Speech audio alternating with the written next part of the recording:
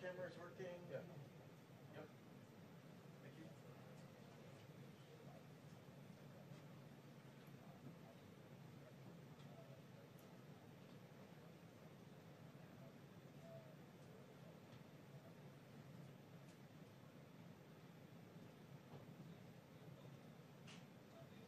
You there? No.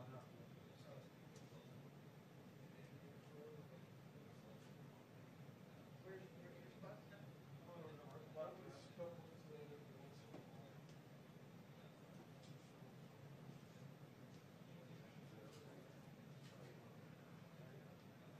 Okay, AP was censor yesterday. Yeah, so, okay.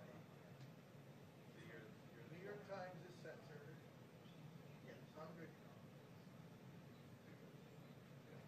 Here's the back one. Yes, sir.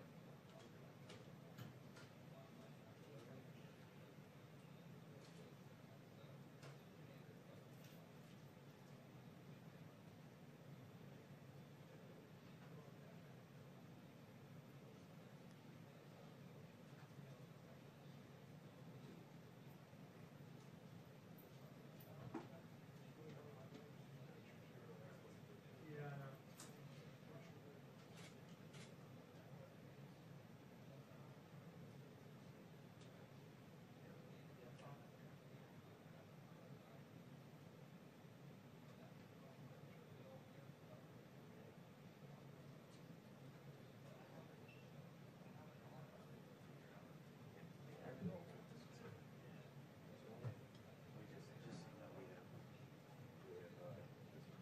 Yeah, that's why I kind of went over there. And of course, Mike ran a different.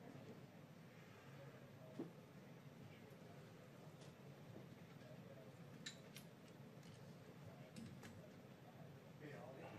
Ollie? Yeah. Could we hit this aim just in case he doesn't have us? Yeah, it's ready to go. Just want to double check.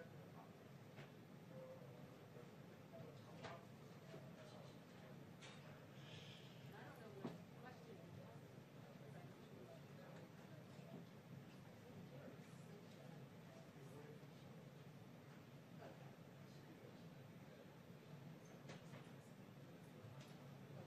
This is good. Okay.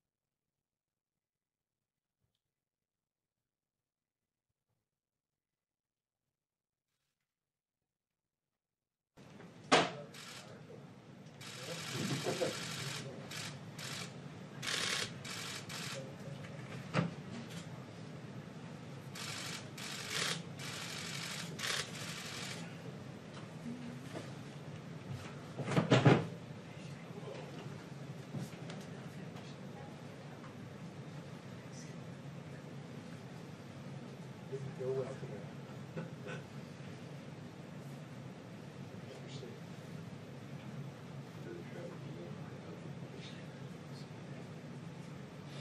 How would you get off?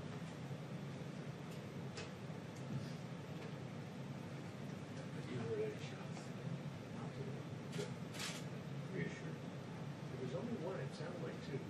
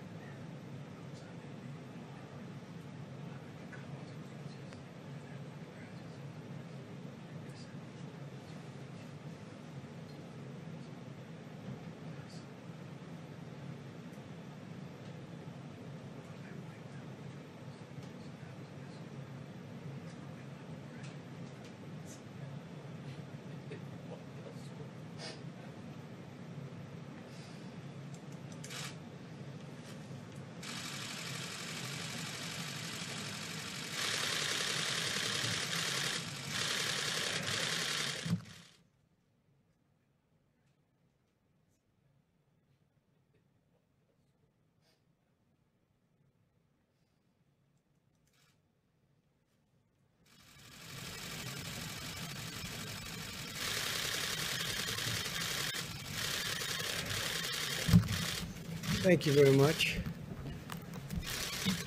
Appreciate you being here.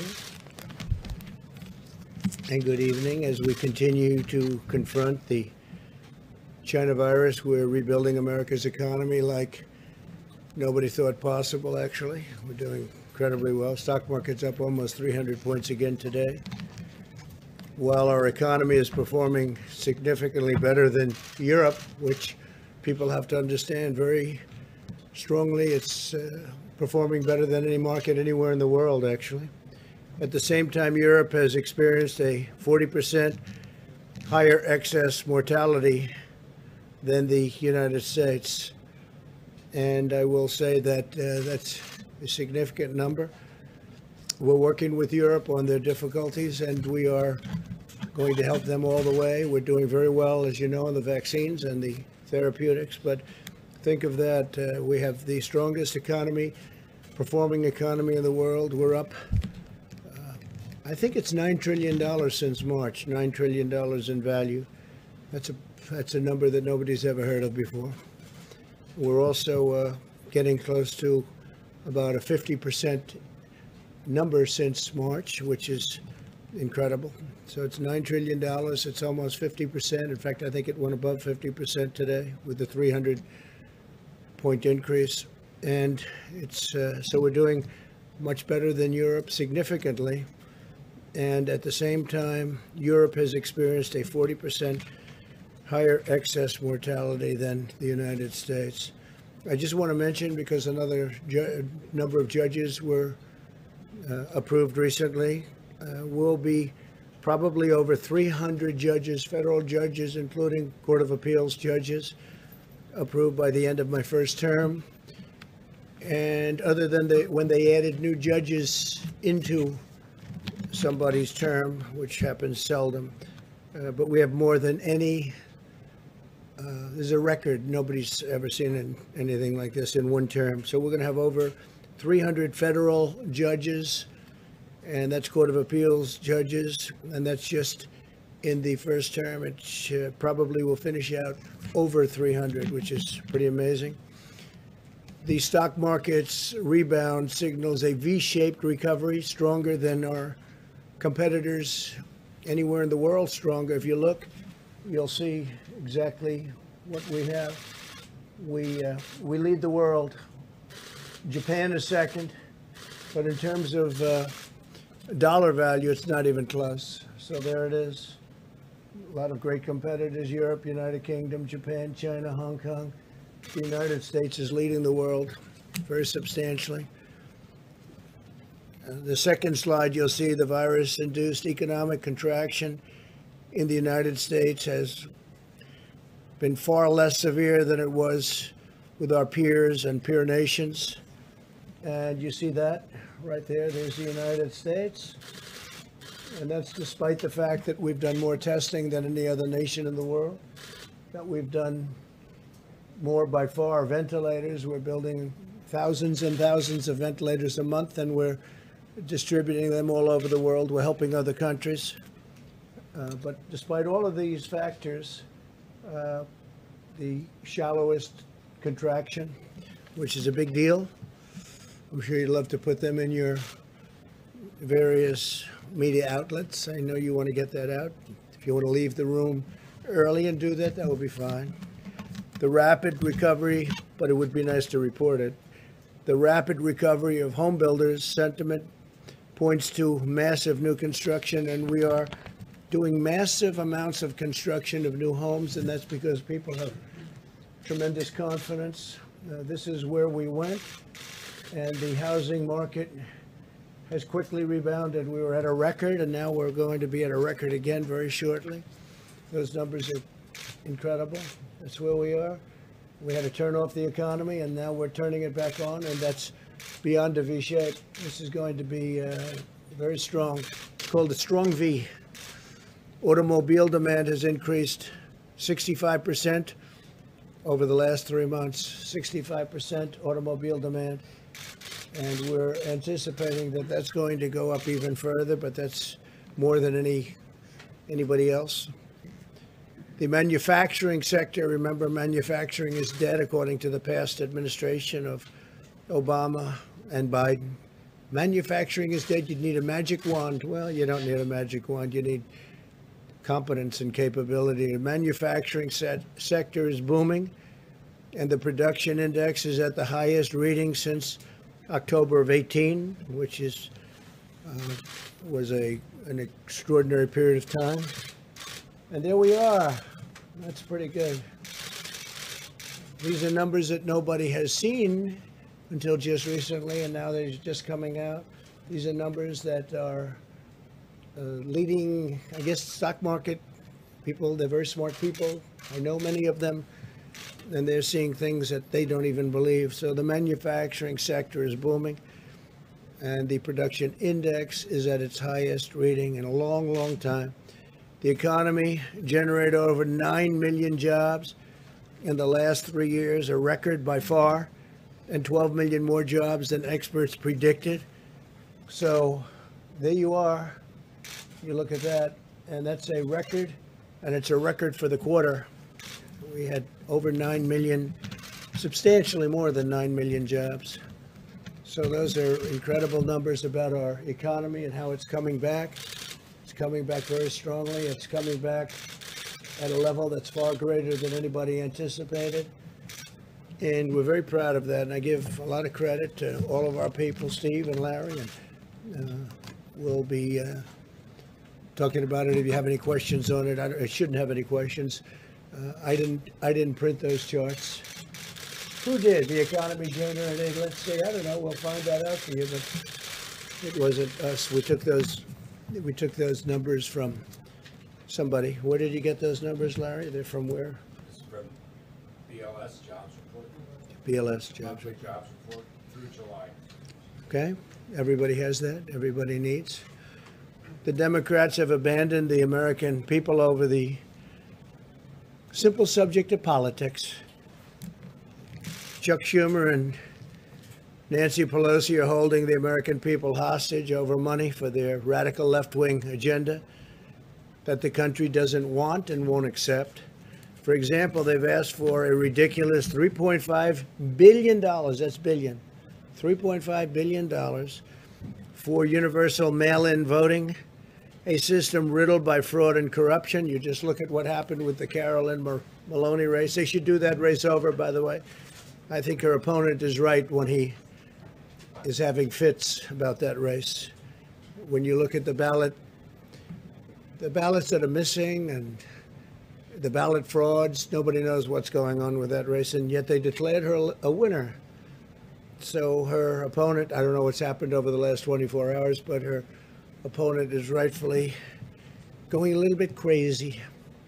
And then you look at what happened in Virginia, where they have 500,000 applications sent out at random to people that have no idea what happened.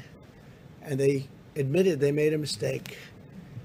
And many were sent to dead people, many were sent to, number were sent, I guess two, that at least, 2, 3, 4, were sent to dogs. One was sent to a cat. They're sent all over the place. That was in Virginia and Paterson, New Jersey. They had a massive amount of voter fraud, and it's been a disaster. Paterson, New Jersey, has been a total disaster. That's universal mail-in voting. So they want $3.5 billion for universal mail-in voting for the country, where you have hundreds of millions of voters. They can't do a little race with 20,000 people. Now they want to take it countrywide mail-in voting. It's going to be the greatest fraud in the history of elections. When you always talk about Russia, Russia, Russia, China, Iran on voting, your biggest problem is going to be with the Democrats, not with China, Russia, and Iran. Your biggest problem is going to be with the Democrats. But now the Democrats, they want $3.5 billion, think of it. But now that they're unwilling to approve a bill that gives all of that money, of course, we would never approve an amount like that. And they also want $25 billion additional for the post office, Steve. $25 billion for the post office, so the post office can handle this vast amount of ballots that are being sent at random all over the place. They have no idea where they're going. So they want $25 billion, and they want, think of this, they want $3.5 billion. Would you say that's enough to cover it? I think we could do it for less, right? I think we could do it for less. But they want $25 billion for the post office because of this. And remember, the new man, who's a great person, a great businessman, just got there a little while ago. The post office has been run poorly for many, many decades. Great people in the post office, incredible people, but they've had very bad leadership for many years, so we'll get it straightened out. But they turned down this bill because they want radical left agenda items that nobody in their right mind would approve. So they want $25 billion for the post office. They want $3.5 billion for universal mailing, $3.5 billion. And the bill's not going to happen because they don't even want to talk about it, because we can't give them the kind of ridiculous things that they want that have nothing to do with the China virus. It has nothing at all to do with China virus, much of what they're asking for. So therefore, they don't have the money to do the universal mail-in voting.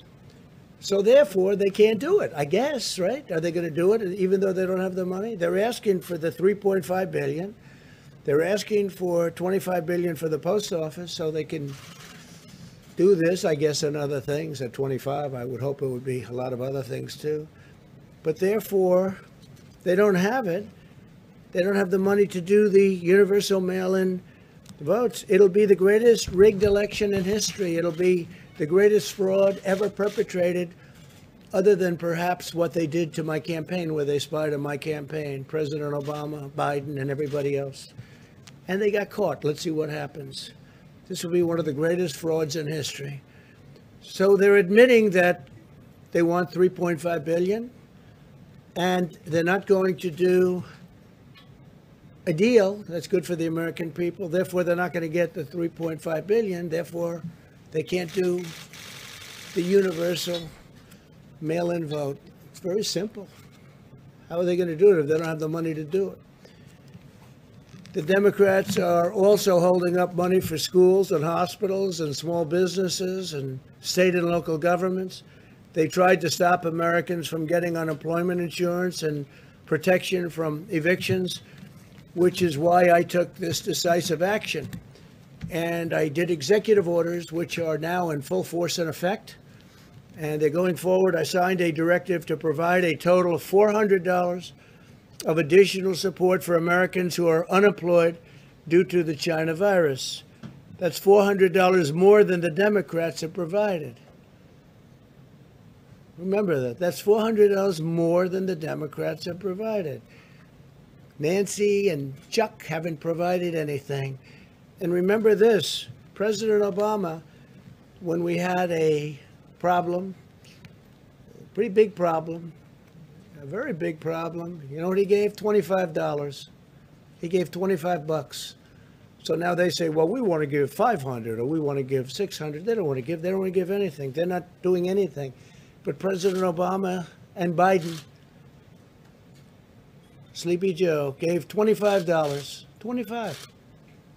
And they'll complain, oh, we want to give more. Well, we're giving $400, and that's now in the works, and that'll be getting out to the people soon, Steve, okay?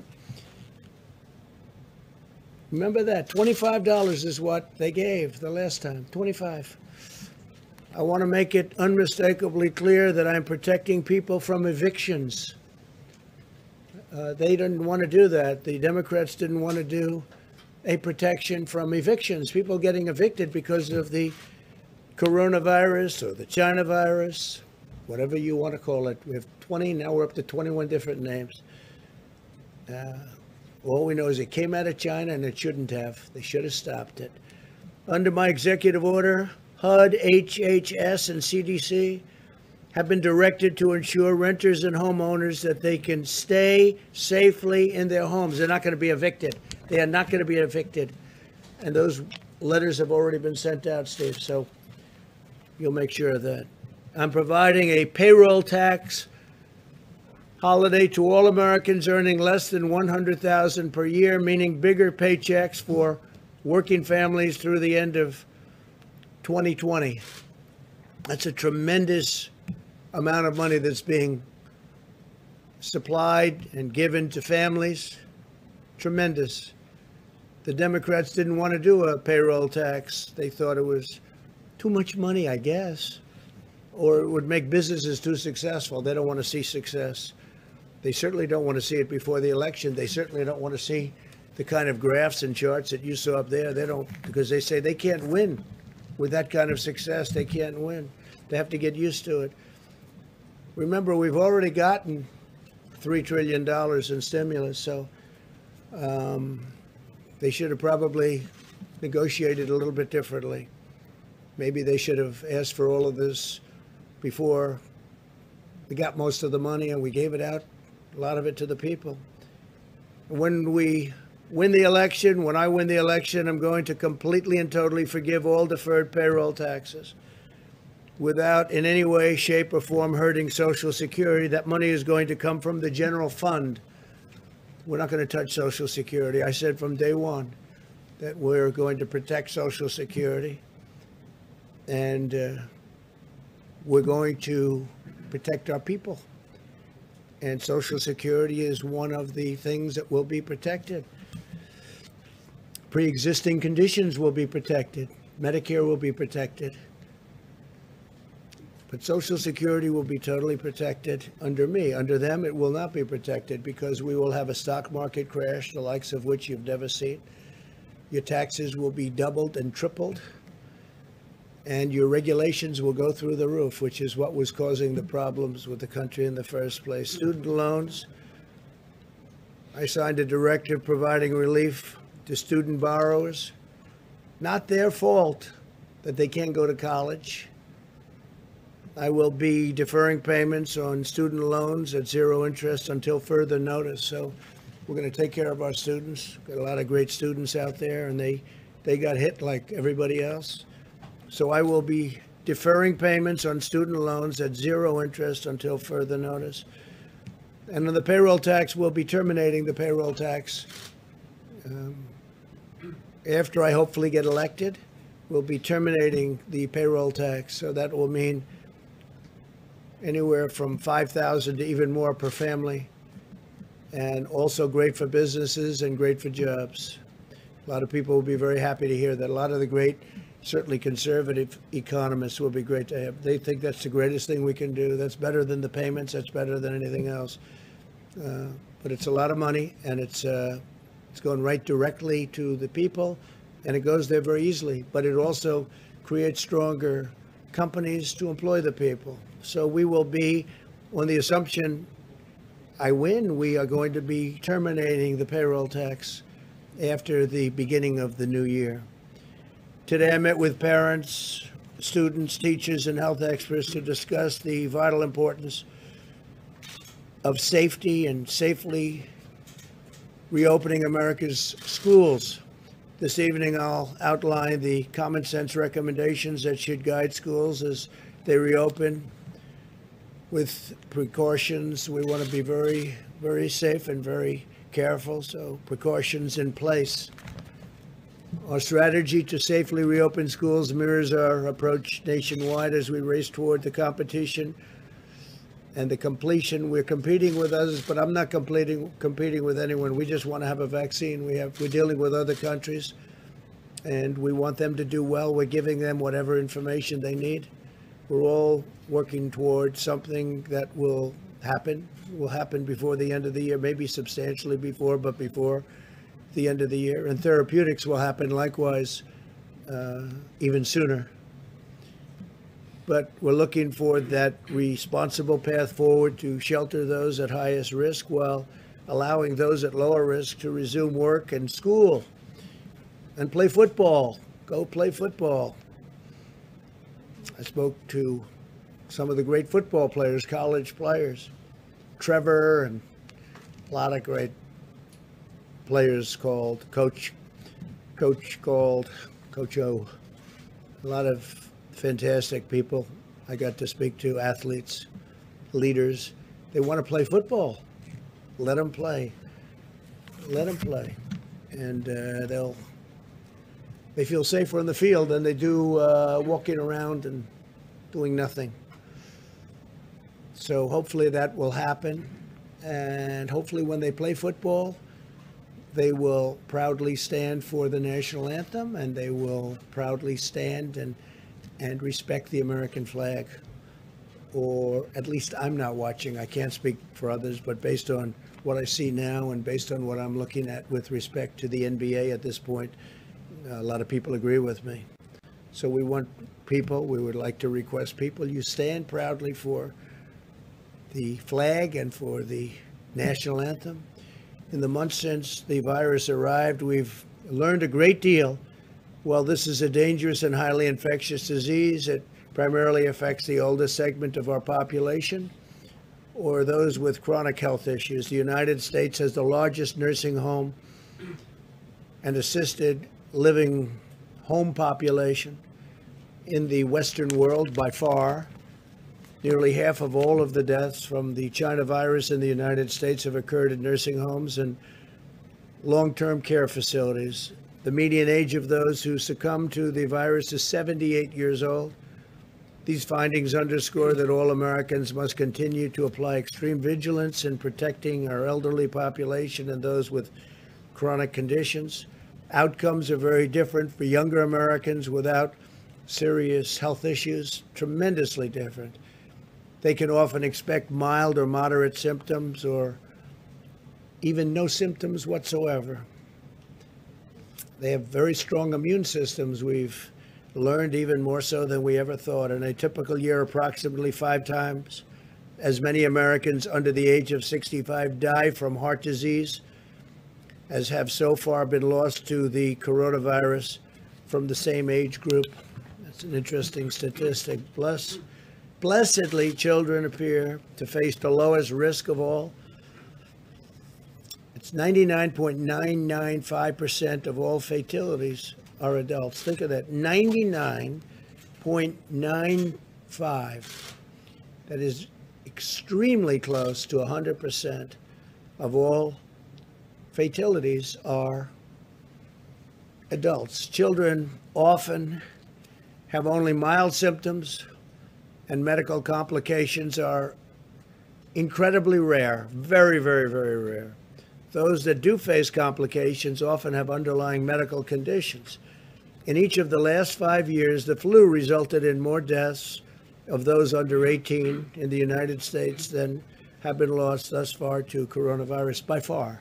The flu does kill young people. Given these considerations, we believe many school districts can now reopen safely, provided they implement mitigation measures and health protocols to protect families, protect teachers, and protect students. All families should be empowered to make the decision that is right for their own circumstances. This is especially important if a child has underlying health conditions or lives with a parent or grandparent who is at a high risk. And one of the things we'd like to do is when we make payment to schools, because we spend a lot of money on schools, we'd like to make the payment directly to the student or to the child. And that would mean to the parents essentially, but to the child. We want to follow the child so that if a school is closed, the family can go to another school, maybe in another area, but they can do it, and would like to make that payment. Rather than paying a school that's closed, would rather pay directly. We're following the child, where the child goes, and we want to pay the family, pay the child, and then the family can take care of the cost. And we're trying to get that approved too, but the Democrats don't like doing anything unless it means doing for the union, which controls Nancy and controls Chuck 100%. And I have nothing wrong with the union. I have great respect. Very few people do I respect more than a great teacher. It's a tremendous talent. They're really underappreciated. These are phenomenal people with tremendous talent. The great ones are among the most important people we have in this country. And they'll be great at charter schools, and they'll be great at, when we talk about school choice, which we'd like to see so that parents can take their children to the school of their choice. That's something we want. We think it's very important, especially in the minority communities. They want it so badly. African American, Hispanic American, Asian American, they want it so badly. But the two people I mentioned, Nancy and Chuck, they're totally controlled by the heads of the union. I think the teachers like us a lot. We're taking care of our teachers. We want to take care of our teachers. But we cannot indefinitely stop 50 million American children from going to school and harming their mental, physical, emotional, and academic development and inflicting long-term lasting damage. I heard a gentleman today, a great person, some of you were at that meeting, from Harvard, say that every year is $10,000. It's people, they lose a tremendous amount of money in the future. Mentioned $10,000. And I think he was talking about on a yearly basis, they lose a lot by every year of education that they lost. Every year they gain $10,000. And when you have students sitting at home playing with a computer, it's not the same. That's one thing we've learned for sure. It's not the same, can never be the same as being in a classroom. So we want to get our students in the classroom. The American Academy of Pediatrics has released guidance, recommendation that schools reopen. They said reopen. It said, quote, lengthy time away from school and associated interruption of supportive services often results in social isolation, making it difficult for schools to identify and address important learning deficits. The doctors also warned about the risk of increased abuse, substance use, depression, and suicide. Suicide. The National Education Association recently stated, despite the momentous efforts of educators during the pandemic, online learning has never been an effective replacement for in-person learning and support. So when you sit at home in a basement looking at a computer, your brain starts to wither away.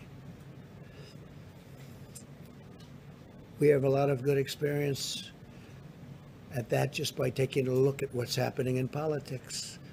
Studies estimate that school closures last spring caused the average student to fall 50% behind in math and roughly 35% in reading compared to a typical year. Think of that. Caused the average student to fall 50% behind in math and 35% in reading compared to being at the school, being with your teachers, being in a classroom. We've learned that. We've learned that learning from a laptop is not great. And frankly, we've also learned that telehealth, little unrelated, but it's up 35,000%, and it's been incredible. 35,000%. We'll check that number, Larry, but that's an incredible, but it is. People are staying home, and the telehealth, and that has been a tremendous success. We've learned those two things during this period of time with the plague coming in, and those are two things we know. School closures harm low-income students the most because they have less access to high-quality remote learning. They don't have computers and less resources for academic support. All schools should be making plans to resume in-person classes as soon as possible. To support the reopening of America's schools, we provided $13 billion in elementary and secondary schools toward the CARES Act and CARES Act funding. We're giving CARES Act funding, the vast majority of which remain available for states to use. So a tremendous amount of money, $13 billion. That's the CARES Act funding, and we're giving a large portion of that for states to use. Today, I'm pleased to announce that we will provide up to 125 million reusable masks to various school districts all around the country. My administration also stands ready to deploy CDC teams to support schools that are opening and schools that need help in safety and in order to safely reopen. Finally, today, my administration is highlighting general recommendations for all schools and guidance to protect high-risk teachers and students. We're working very, very closely with many of the schools and school districts throughout the country. They include the following: to ensure all students, teachers, and staff understand the symptoms of the China virus, require all students, teachers, and staff to self-assess their health every morning before coming to school, encourage frequent hand washing or hand sanitizing during the school day, beginning upon entrance to school, and ensuring that hand washing facilities are widely available throughout the school. And for the most part, schools have been very good at that. Minimize large indoor gatherings, hold large gatherings outdoors whenever possible, maintain high standards of hygiene and ventilation within the classrooms, including keeping windows and doors open whenever possible, and running fans and air conditioning units whenever possible. Require students, teachers, and staff to socially distance around high-risk individuals and socially distance whenever possible in any event. Encourage the use of masks when social distancing is not possible. Post instructions regarding hygiene and social distancing all over the school and all around the school. We encourage schools to adopt these measures. We've been working with so many of them, and to the best of my knowledge, virtually every one of them agrees to do that. While we're also providing high-risk teachers and students options to engage in distance teaching or learning, we're working on that also. College-age students also continue to be one of the lowest risk demographics. More than 99.8% of the deaths from this horrible disease, the invisible enemy, we call it, occur in people over 24 years of age. Think of that, 99.8% occur in people over 24 years of age. For this reason, it could be safer for them to live at a school rather than live with their older parents or grandparents. We got to go to school. We got to open up. We got to open up our schools and open up our businesses. And a lot of it has been open, but we can do better.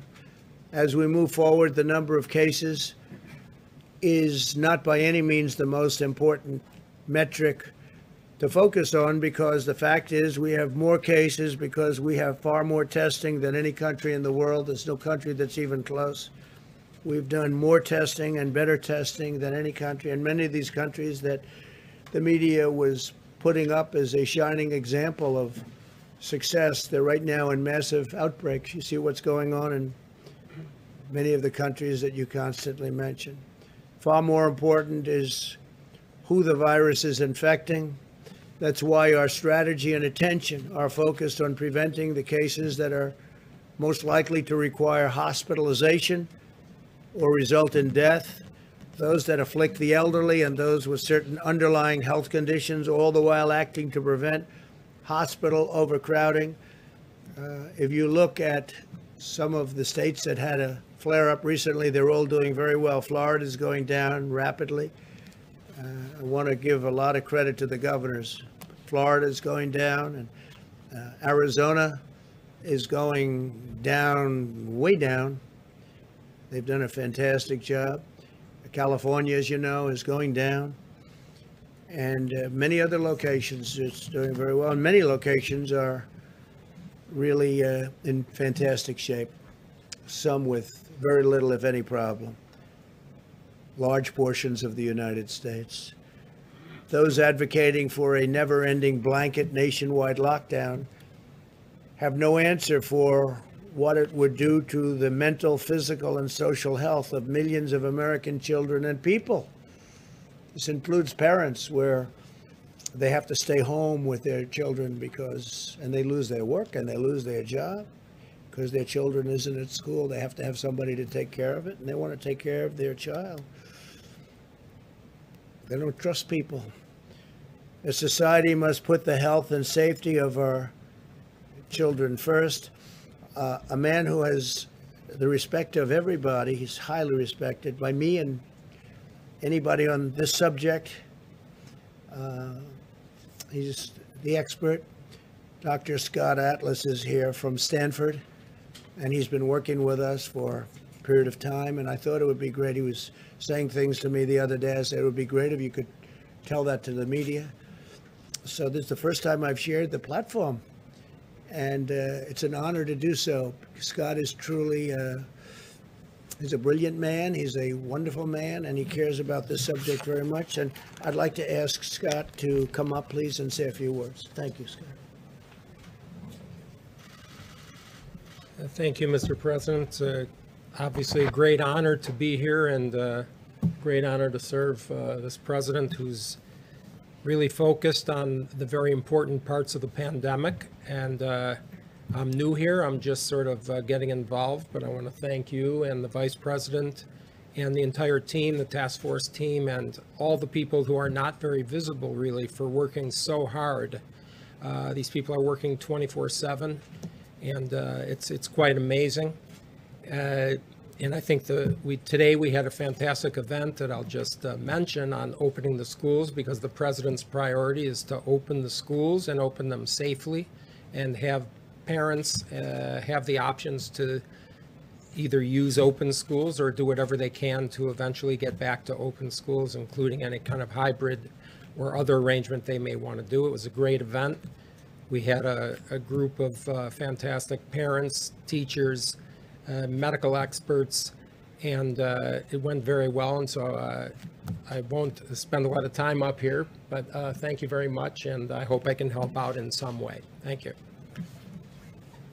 Steve, thank you. You mentioned the executive orders that you signed. Are we now unlikely to see any more stimulus legislation before the election? Well, we're giving $400, and we are in constant touch with governors also, who they'll be making perhaps a contribution. They have options. They can do it or they don't have to do it. I think most of them will do it. We're also doing a payroll tax cut, which is a massive number. That's a very big number. And that's a number that's bigger than any of the numbers we talked about. And the beauty of that is it really incentivizes companies, and because it's both a company cut and a employee cut, so that really very much incentivizes people to go back to work and work hard, and the company to hire people back. And we've had some of the great economic minds saying that's the most important cut. That would be the best cut you could do. We couldn't get the Democrats to even think about agreeing to it. It's not the Democrat way, I guess, because it just seems that whether it's Larry Kudlow or any of your many friends, that's the one they wanted the most. Would you say, Larry? And so we're doing that, and that was never even really discussed because that was taken off the table by the Democrats immediately. And this is every week you get a check, or a month, or biweekly. This is a major amount of money that you're getting directly. So it's really, it's a very big number. It's a very substantial number. And this is, don't forget, this is in addition to the $400. And this is a big number. And now at the end of the year, the assumption that I win, I'm going to terminate the payroll tax, which is another thing that some of the great economists would like to see done. We'll be paying into Social Security through the general fund, and it works out very nicely. If Biden would win, he wouldn't do that because he's going to double and triple everybody's taxes. He's going to have to explain that one. And as you know, he's also going to quadruple regulations. He wants to put regulations on. One of the reasons that we had the kind of numbers and big bounces that you've seen. I mean, we closed it up, we saved millions of lives, and now we open it and we bounce right back where we were. It looks like we'll be bouncing right back where we were. But one of the reasons is because we cut so many horrible regulations. And Biden, with his new partner, Kamala, will, if you think he's going to put it all back, but many times more. I mean, they want to increase regulations, and that's just going to drive companies out, and it's going to drive people out. It's going to drive them to other countries, and it's going to make us not competitive with other countries. Please, Owen. Thank you, Mr. President. I'd like to highlight a kind of odd situation. In the last hour or so, if you Googled Antifa.com, it would take you straight to Joe Biden's website, his official campaign website. Odd situation. We don't know who's behind that. But it raises an interesting leadership question. Should Joe Biden, the Democrat Party, Kamala Harris, should they publicly denounce the Antifa as a domestic terrorist organization? They should. I think they're afraid to. It's, in my book, it's virtually a part of their campaign, Antifa. The Democrats act like, gee, I don't know exactly what that is. Take a look at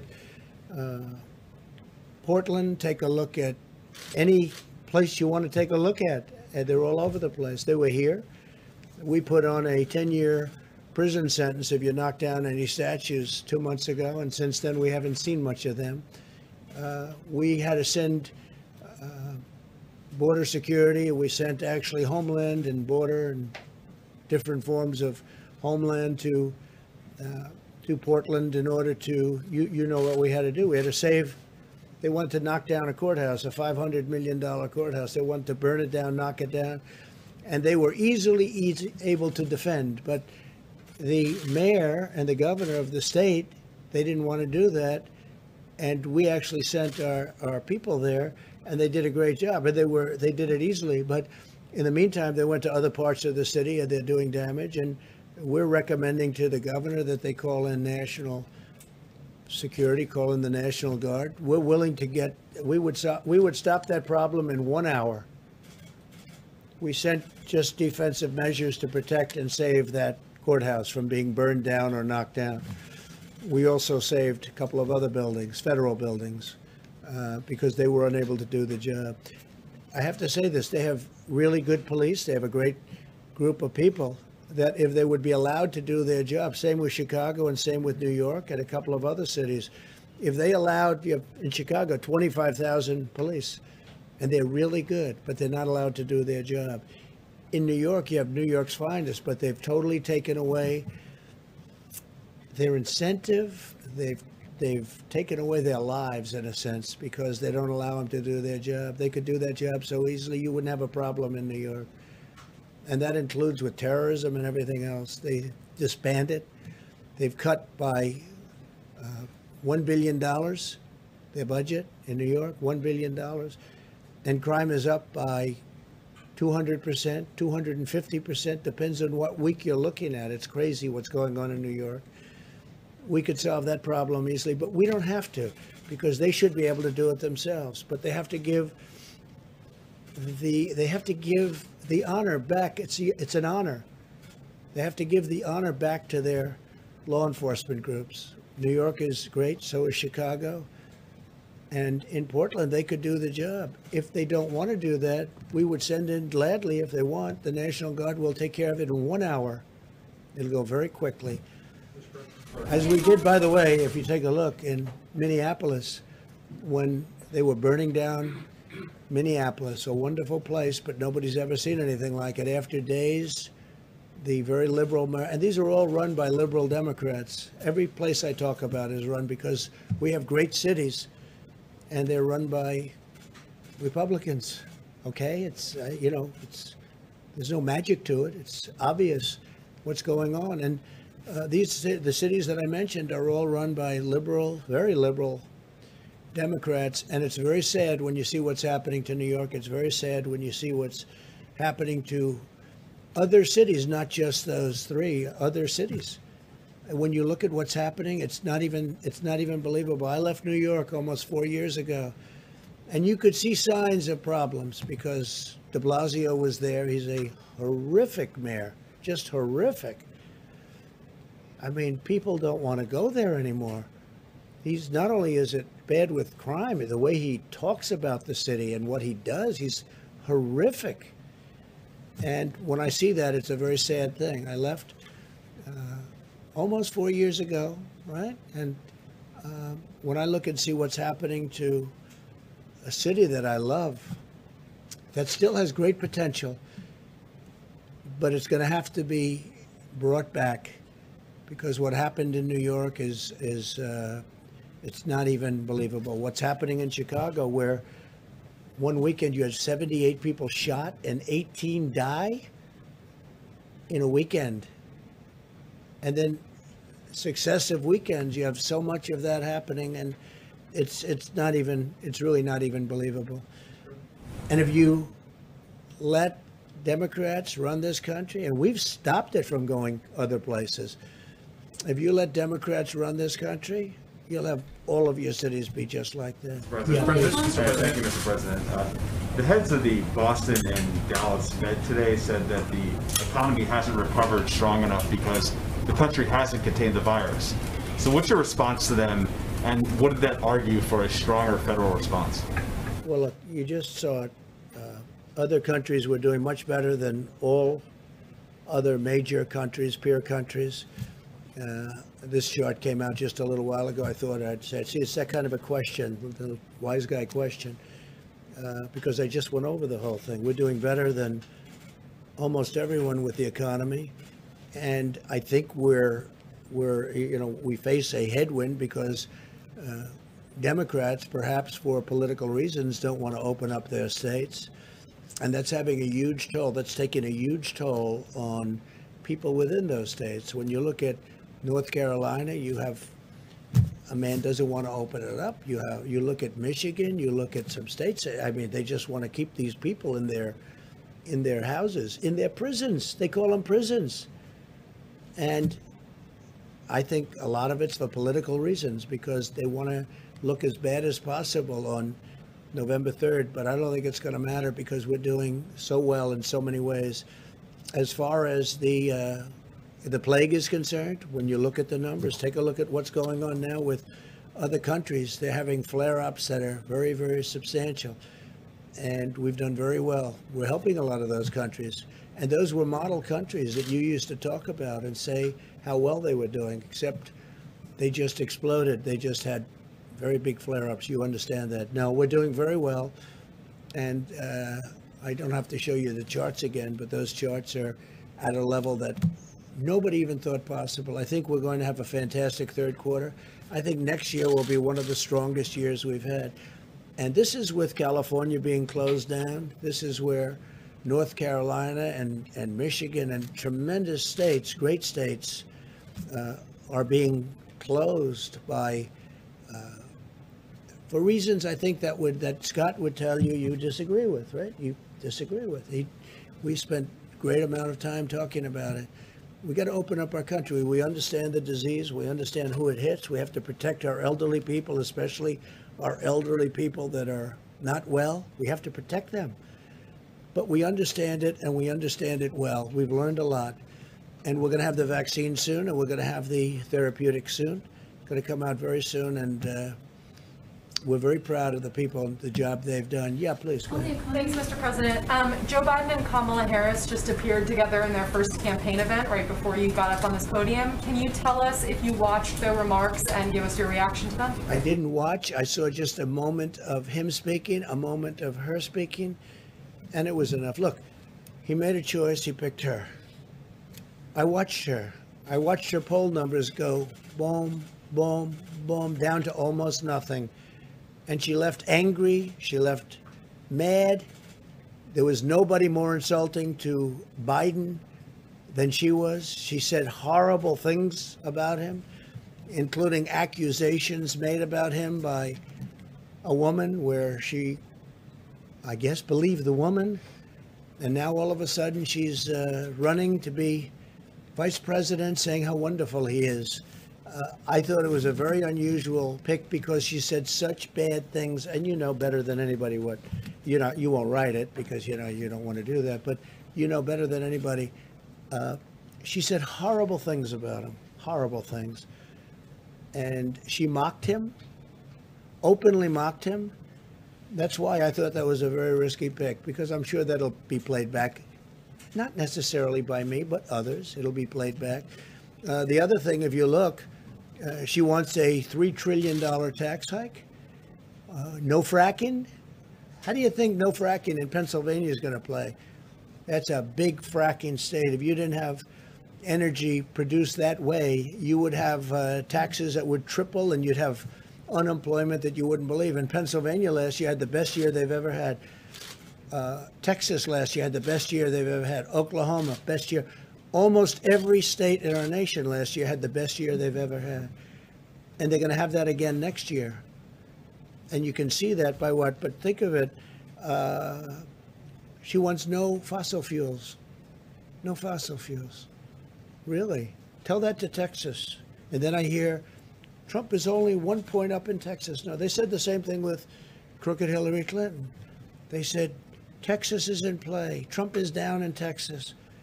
And then I won Texas immediately when they said the polls are closed. Trump has won Texas. And I won by a lot. And I won Georgia by a lot. It's the same thing over. It's almost like a duplication of what happened before. Except we have much more energy now than we ever did in 2016. And we had a lot. We had record amounts in 2016. But you take a look at the tax cuts. We gave the biggest tax cut in the history of our country, and the biggest regulation cuts in the history of our country by far, right? He wants to increase everybody's taxes. And she's one of the people that wants that. I mean, you take a look at that. She wants to defund or at least substantially reduce money going to police departments. And you can't do that. You can't do that.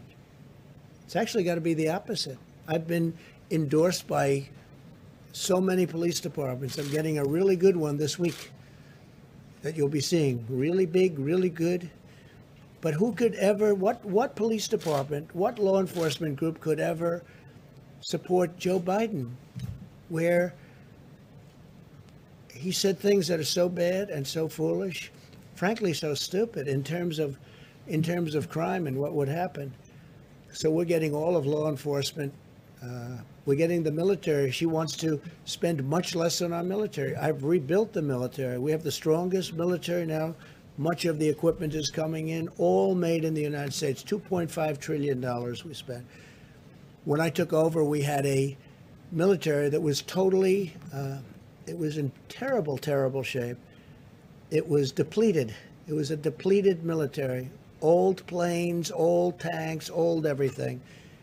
And we have a beautiful, brand new military with the best people in the world. We never had anything like it. Some of the equipment is still coming in. No, we've done a real job, and I think we're going to be extremely successful. I was surprised that he picked her, very surprised because of the horrible way she talked about him, and frankly, because she dropped like a rock. I didn't. When I ran against 17 people, mostly governors and senators, some others. Ben Carson was very strong, very good.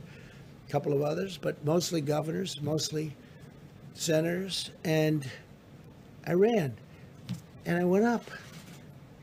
She ran and she went down to rock bottom. I don't think she ever got to run to take a vote in the first state. So generally speaking, you don't want to pick somebody that went down. She went down, but she went down in a very terrible way, and she said horrible things about Biden. She said far worse about Biden than I ever did, and now she's running as vice president. So how does that work? Please, in the back. Mr. President, thanks for taking my question. I'm wondering tonight if you might have any words of encouragement for middle schoolers or high schoolers starting the school year strictly online who might be frustrated, wondering how they're going to get through the next quarter, missing their friends and teachers. Just wondering if you might have any words of encouragement for them. It's such a fair question, such a good question. Yeah, I mean, you hear what I was saying, what Scott will be involved, and he'll be talking to you over the next couple of days, what he's saying from great experience. No, I feel very badly for him. And I have a feeling that on November 4th, somebody's going to announce schools are open, the country's open, everything's open. I really believe a lot of it's done for political reasons, if you want to know the truth. I think so.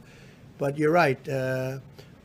Online is not the same as being in the classroom, and that's been proven. It's been proven loud and clear. Yeah. Any other questions? Mr. President. Go ahead, please. Thank you, Mr. President. You have warned several times that if Joe Biden is elected president, that there will be an invasion in suburban neighborhoods. It's a sentiment that you expressed in a tweet again this morning. What exactly do you mean by invasion? What I mean is people are going to become, they're going to be opening up areas of your neighborhood, which they're doing, and now they're going to do, they wanted to expand it, and they will expand it. If for any reason they're going to, in my opinion, destroy suburbia. And just so you understand, 30% plus of the people living in suburbia are minorities. African American, Asian American, Hispanic American, they're minorities, 30%. The number's even higher. They say 35, but I like to cut it a little bit lower. You know why? That way I can never get myself in too much trouble with the fake news. But 30% plus are minorities living in suburbia. And when they go in and they want to change zoning so that you have lots of problems, where they want to build low-income housing, you want something where people can aspire to be there, not something where it gets hurt badly. And that's what happens. So with suburban women, suburban men, I think they feel very strongly about what I'm doing. It's a very fair question. It's a very important question. But they fought all their lives to be there, and then all of a sudden they have something happen that changes their life and changes what they fought for so many years. John, please. Two quick ones, if I could, Mr. President. I know you were briefed on it. Have you decided where you're going to give your acceptance speech yet? So we're looking at Gettysburg, a magnificent site. I've been there a number of times, just a magnificent site. And we're looking at the White House. And I would say it's really down to those two. The White House would be much easier from the standpoint of Secret Service and, the movement of hundreds of people, as you know.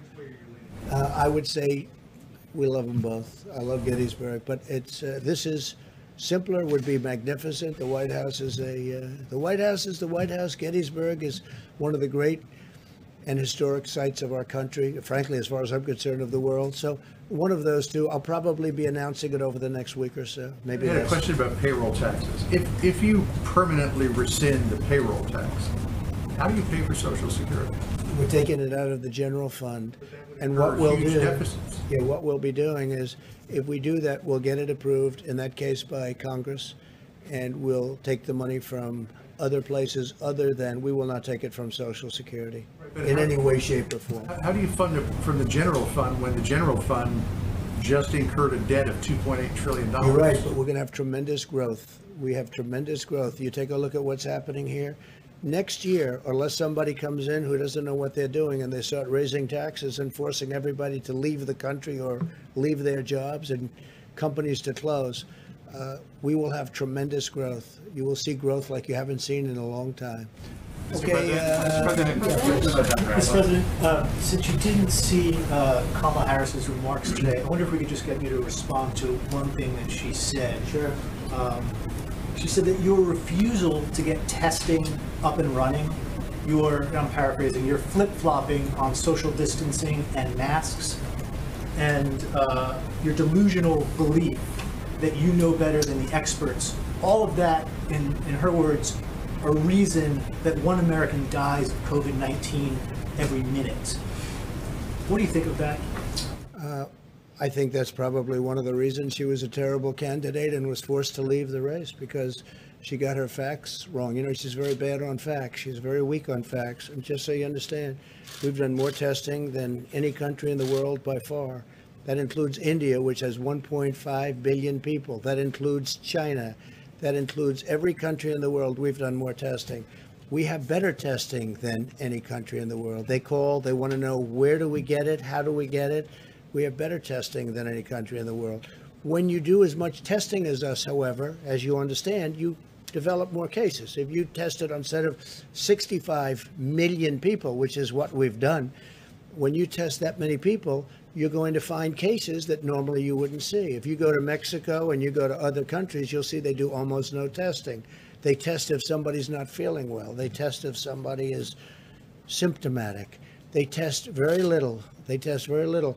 We've done more testing than anybody in the world. We've done the best job of any country in the world, and that includes from making ventilators that nobody else could have done. We are the ventilator king of the world. We're supplying the whole world now in a few short months with ventilators that are very hard to produce, very expensive, very complex, very delicate, very, very important. We've done a great job. And then on top of that, when you look at the numbers, how we were impacted less than these other countries, and now you look at the explosion of countries that you would have said did such a good job, and some of them had advantages over us for obvious reasons having to do with the pandemic. But when you look at the job that we've done compared to others, we've done a great job. And I read today that she's very short on facts. I think she's going to be a big failure, and I look forward to the debate between her and Mike Pence, because I think he'll do even better against her than he did against Senator Kaine, which was a total wipeout. So we'll see how it all works out. All right, one more. Yeah, please. In the back. Mr. President, thank you very much. Me? No, in the back. Thank you. Just ask, what do you say to those critics who argue you're trying to sow distrust in democracy and deliberately trying to sabotage the post office to undermining mail-in voting, which a lot of people need? I say the Democrats are sabotaging the post office because they're not approving $25 billion that was requested. So they're sabotaging the post office, and they're not allowing the post office to function properly, and they're certainly not allowing universal mail-in votes when they do that. But equally importantly, they're not allowing $3.5 billion in funds to do voting that they'd like to do. Therefore, all of this and all of the tremendous mistakes that were made with regard to mail-in voting, all of these tremendous mistakes, you can't even do it. I would imagine the courts, you know, this is in many courts right now, they're showing all of the disasters that have taken place just in the last short period of time, in the last 2 months, with respect to universal mail-in voting. It's just like a total catastrophe what's happening, and we can't let that happen. Go ahead real fast. Mr. President, I'm Sure, go ahead.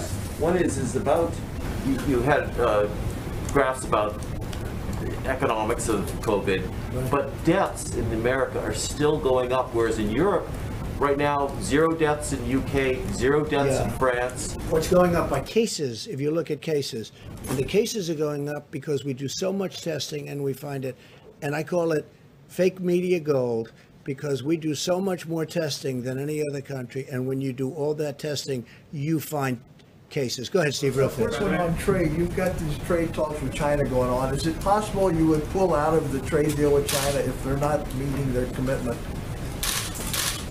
We've taken a lot of money from China in the last year and a half that no other president has taken in.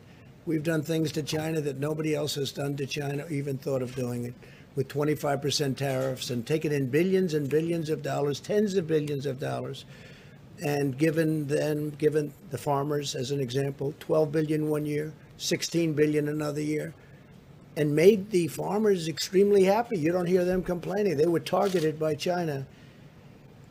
But I'm very angry at China because they let this horrible disease, they let this horrible plague come into our country and come into the world. And they should have been able to stop it. They stopped it from going into China.